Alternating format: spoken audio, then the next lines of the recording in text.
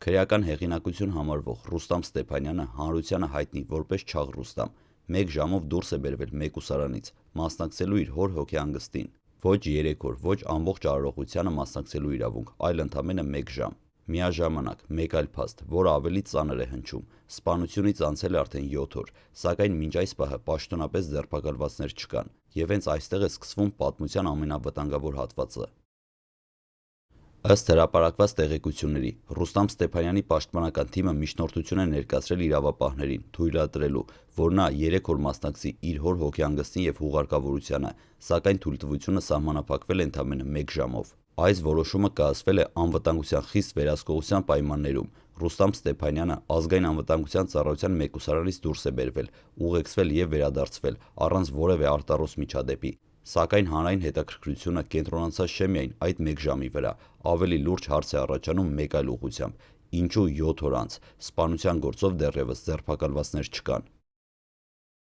Լրատվամիջոցների, այդ թվում Արմլուր-ԸՄ-ի բացառիկ տեղեկությունների համաձայն, իրավապահ մարմինները արդեն պարզել են սպանություն կատարած անձանց ինքնությունը, այսինքն խոսքը այլևս անհայտ հանցագործների մասին չէ։ Սակայն նույն տեղեկությունների մեջ նշվում է նաև, որ կոնկրետ գործողությունները դեռևս առջևում են եւ միայն առաջիկայում են սպասվում ձերբակալություններ։ Սա այդ նախադասությունն է, որը իրավապահ տեսանկյունից կարող է հնչել նորմալ, բայց հասարակական ընկալման մեջ այն չափազանց վտանգավոր է։ Եթե ինքնությունը պարզված է, բայց մարդը ազատության մեջ է, առաջանում է բնական հարց. որն է ուշացման պատճառը։ Քրեական գործերում ժամանակը երբեմն աշխատում է հանցագործի օգտին։ 7 օր դա բավական երկար ժամանակ է հետքերը թաքցնելու, կապերը վերակազմավորելու, երկիրը լքելու կամ ազդեցության լծակները գործի դնելու համար։ Հասարակության համար սա ստեղծում է մեկ այլ զգացում՝ անորոշություն եւ անվստահություն, երբ մարդիկ լսում են, որ սպանության կատարողները հայտնի են, բայց դեռ ձերբակալված չեն, սկսում են կասկածել ոչ միայն գործի ընթացքին, այլ ամբողջ համակարգի կամքին։ Այս պատմության մեջ առանձնատուկ ուշադրություն է գրավում նաև այն փաստը, որ խոսքը գնում է քրեական հեղինակություն համարվող անձի ընտանիքի մասին, դա ինքնին բարձրացնում է գործի ռիսկայնությունը։ Նման դեպքերում իրավապահները կանգնում են բարդ ընտրության առաջ՝ գործել արագ եւ կտրուկ, թե գործել հաշվարկված, փորձելով կանխել հնարավոր շղթայական զարգացումները։ Սակայն հաշվարկված գործն էլ ունի իր սահմանը, եւ այդ սահմանը անցնում է հասարակության համբերության գիծը, առաջանում է նոր խնդիր։ Քրեական գործերում միշտ կա մի պահ, երբ հասարակությունը սպասում է արագ քայլերի, սակայն կան գործեր, որտեղ իրավապահ համակարգը դանդաղեցնում է գործընթացը։ Սա չի նշանակում անգործություն։ Շատ դեպքերում դա նշանակում է հավաքել ամբողջական շղթան, բացահայտել ոչ միայն կատարողներին, այլ պատվիրատուներին եւ հասկանալ, գործ ունենք մեկ դրվագի, թե ավելի մեծ համակարգի հետ։ Ռուստամ Ստեփանյանի հոր սպանության գործը հենց այդպիսի տպավորություն է թողնում։ Եթե իրավապահները հայտարարում են, որ սպանողների ինքնությունը պարզված է, ապա մեծ հավանականությամբ խոսքը գնում է ոչ միայն 1 կամ 2 անձի մասին, նման դեպքերում հիմնական նպատակը լինում է հասկանալ, ով է կանգնած թիկունքում, ով է տվել հրանգը եւ ինչ հաշվարկով է գործել ամբողջ մեխանիզմը։ Սա այն փուլն է, որտեղ սխալ ժամանակին արված ձերբակալությունը կարող է փչացնել ամբողջ գործը, բայց հենց այստեղ է առաջանում հասարակական վտանգը։ Հասարակության մեծ մասը չի տեսնում կուլիսային աշխատանքը, մարդիկ տեսնում են միայն արդյունք կամ դրա բացակայությունը։ Երբ 7 օր շարունակ չկա ձերբակալություն, առաջանում է տպավորություն, թե գործը կամ սառեցված է կամ բախվել է ազդեցիկ ուժերի դիմադրությանը։ Այս ընկալումը վտանգավոր է ոչ միայն տվյալ գործի, այլ ամբողջ իրավապահ համակարգի հեղինակության համար։ Սպանության զոհը սովորական քաղաքացի չէ, նա կապված է մի անձի հետ, որը տարիներ շարունակ դիտարկվել է որպես ազդեցիկ ֆիգուր քրեական միջավայրում։ Այս հանգամանքը ավտոմատ կերպով բարդացնում է գործը։ Այստեղ ցանկացած քայլ կարող է առաջացնել շղթայական ռեակցիա, քաղաքում լարվածություն, հաշվեհարդարի ռիսկեր կամ տարբեր խմբերի միջև ուժերի վերաբաշխում։ Իրավապահները բնականաբար փորձում են կանխել նման զարգացումները։ Ռուստամ Ստեփանյանին ընդամենը 1 ժամով դուրս բերելը հոգեհանգստին մասնակցելու համար նույնպես պատահական որոշում չէ։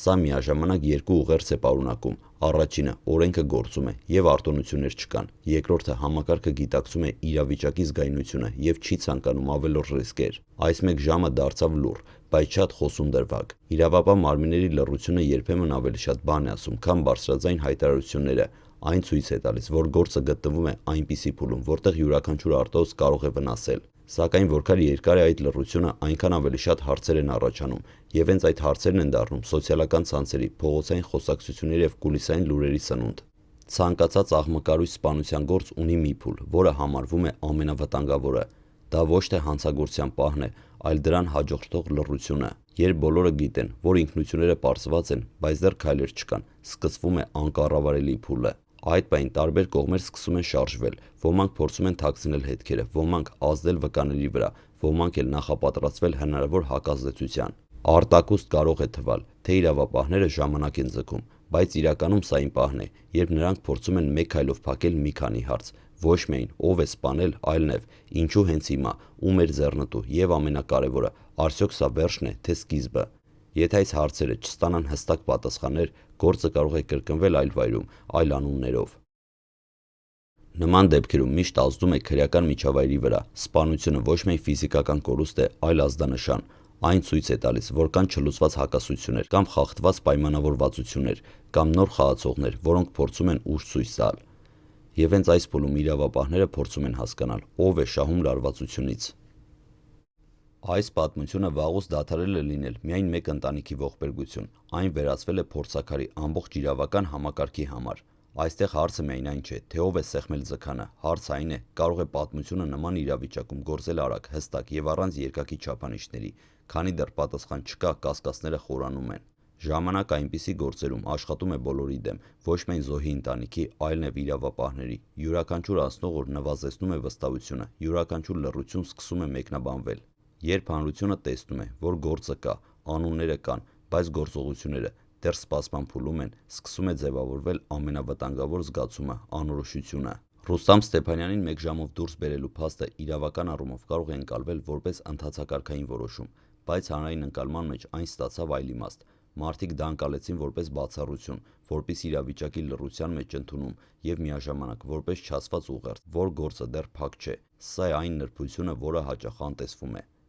Երբ պաշտոնական հայտարարությունները քիչ են, յուրաքանչյուր լռություն սկսում է ընկալվել որպես տեղեկատվություն։ Մարդիկ փորձում են կարդալ տողատակիրը, մեկնաբանել անուղղակի քայլերը, համեմատել անցած դեպքերի հետ։ Եվ հենց այստեղ են ձևավորվում լուրերից ավելի ուժեղ պատմություններ։ Հասարակությունը չի սպասում սենսացիաների, չի սպասում շոուի, սպասում է պարզ բաների, պարզ բացատրությունների, տրամաբանական հաջորդ քայլերի եւ արդարության զգացողության։ Եթե դա չլինի, ցանկացած բացատրություն կդառնա ուշացած։ Այս պատմությունը կարող է դառնալ նախազգուշացում, թե ինչ է տեղի ունենում, երբ լուրջ գործերը երկար մնում են անորոշ վիճակում, կամ այն կարող է դառնալ օրինակ, որ նույնիսկ բարդ դեպքերում համակարգը կարող է աշխատել մինչև վերջ, ընտրությունը հիմա համակարգի ձեռքում է։ Այս պատմությունը սկսվեց որպես հերթական քրեական լուր, բայց այն օրերի ընթացքում վերածվեց մի բանի, որը շատ ավելի մեծ է, քան մեկ սպանություն, քան մեկ ընտանիքի ողբերգություն, քան մեկ անուն։ Սա պատմություն է այն մասին, թե ինչ է տեղի ունենում, երբ հասարակությունը սպասում է պատասխանների, իսկ համակարգը ժամանակի։ Սպանությունից անցել են օրեր, բայց հասարակական հարցերը ոչ թե նվազել են, այլ կուտակվել։ Երբ հայտարարվում է, որ կատարողների ինքնությունը պարզված է, բայց ձերբակալություններ դեռ չկան, այդ միջանկյալ վիճակը դառնում է ամենավտանգավորը։ Ոչ միայն իրավական, այլ հոգեբանական առումով։ Այսպիսի գործերում լռությունը երբեք դատարկ չէ, այն կամ ժամանակ է շահում, կամ սխալ է թողնում, կամ նախապատրաստվում է վճռական քայլի։